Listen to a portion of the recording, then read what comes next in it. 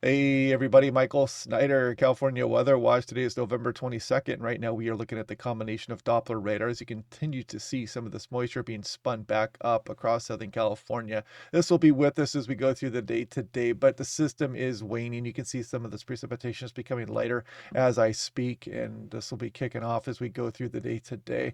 And we'll take a look off into the extended forecast to see when the next round of precipitation might come to the state of California. When will the next storms arrive? Because we're going to have a bit of a break here as we go through the next few days. So taking a look at the visible satellite, you can see there is some fog into the Sacramento, down on into the San Joaquin Valley here as well.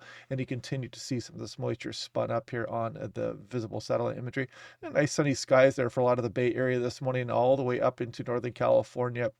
Until you get to the clouds across Southern California and some of that fog, which could be dense at times. So be careful for that. And you can see dense fog is a road hazard. Use your low beams, slow down, don't stop. And you can see they do have that dense fog advisory for the San Joaquin Valley. And also still some high surf advisories in effect for portions of Southern California. Still a bit windy here. You can see across portions of Southern California there as well. So just a heads up for that. That winter storm warning should be wrapping up here as we go through 10 a.m. this morning to just in the next hour or so.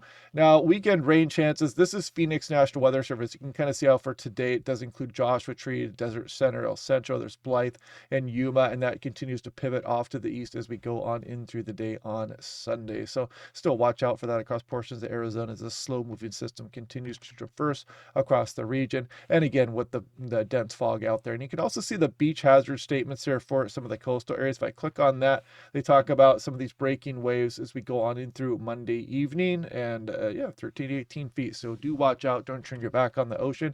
You guys know the drill. And there's the same thing with the Bay Area. Now, you might see me wearing this sweatshirt here. This is actually a Pacific Northwest Weather Watch sweatshirt. You can order some of this stuff here, help support the channel. And I've got a bunch of different logos and stuff. If you think of any cool logos, I can actually design it and put it on some of this gear as well. So yeah, check that out. It's in the link down below. If you're looking at the video, for example, you can go down to the spread shop here and click on it. But yeah, check it out if you like. Now, taking a look at percent of average precipitation. This is over the last 2 weeks. I mean, look at this. A lot of places dealing with, of course, huge amounts of precipitation. This is percentage of normal, and you can see virtually the entire state, except for extreme Northern California, has done quite well. We had just had that storm train rolling in here, and still some continues to fall across the area. This is the last 30 days also, and yeah, pretty good. Very beneficial rainfall there over the last month or so.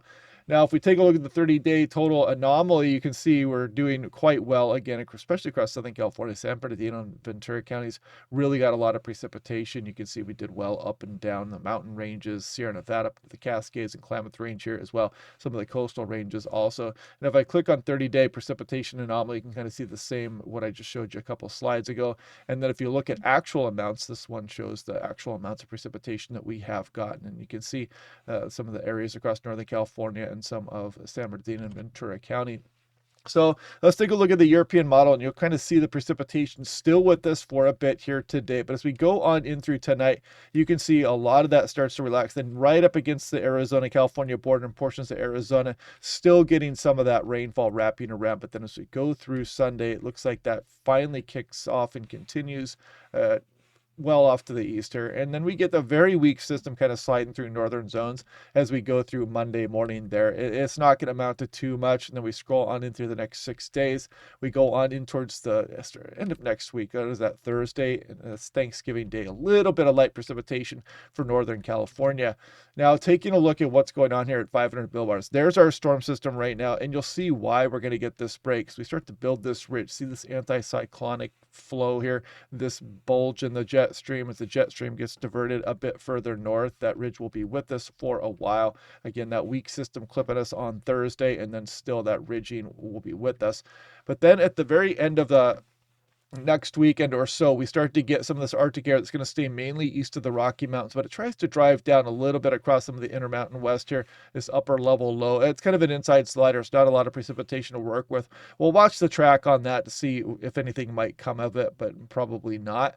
And then we scroll off into the future a bit more. Then we show maybe some more active weather into the first week of December. Look at that trough driving down across the west coast of North America, and maybe followed up by another system right there as well. So something to watch through the extended forecast, but that is a ways out. We're looking over 10 days out in the forecast at that point.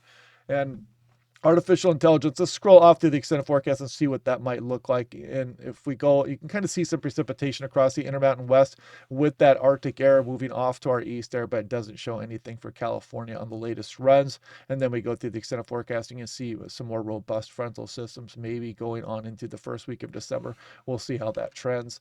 Looking in the meantime here, we're getting some offshore winds still. That's why we still have some wind advisories up out there. This is out of the northeast here. You can see some northerly winds down the Sacramento Valley into the San Joaquin Valley, some northwest winds across the Bay Area there as well.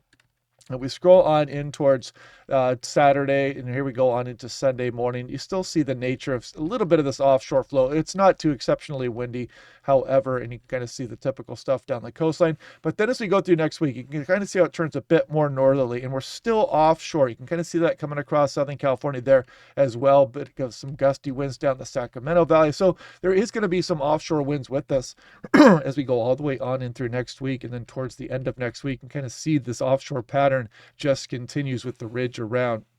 So we'll watch for any windier than normal periods during this time as well over the next few days. Looking at max temperatures, here we go. Nothing too fancy out there. As you can see, as we go through Tuesday, we warm up a little bit there across Southern California. Nice Thanksgiving week treat there. We'll warm things up a bit. You can see some mid 70s showing up and mid 60s in the valley area, some 60s there for the Bay Area as well. The high temperature probably out into some of the desert areas all the way down towards El Centro and whatnot, and Death Valley still fairly warm this time of year, relatively speaking, but not versus summertime, of course. And then we go off into the early portion of December, depending on what comes after that. It shows a little bit of a cool down, who knows. And if we take a wider look at things, there's our upper level low again, providing our precipitation here as we go through the day today and tomorrow. And then we get that ridge. You can kind of see it building here as we go on into the last portion of November. And then you see that Arctic air that's been talked about quite a bit there for portions east of the Rockies. There it comes down the big ridge up over the Pacific Northwest. Strong northerly flow comes down across some of the Intermountain West, but again, probably not bringing anything to California there. Then our storm chances return maybe on into the first week of December. As you can see, that ridge across the Gulf of Alaska allowing that trough to drive down, possibly into California as well. But yeah, check out the Patreon page if you like. What else? Hope you guys are having a good day. We'll do this all again either today or tomorrow, depending on what we show. I'll continue to watch the trends. We'll see when the next storms might arrive or when something noteworthy comes as far as the weather is concerned. But yeah, anyway, hope you guys enjoyed the storm train. We'll see what is to come next, and I will talk to you guys again later.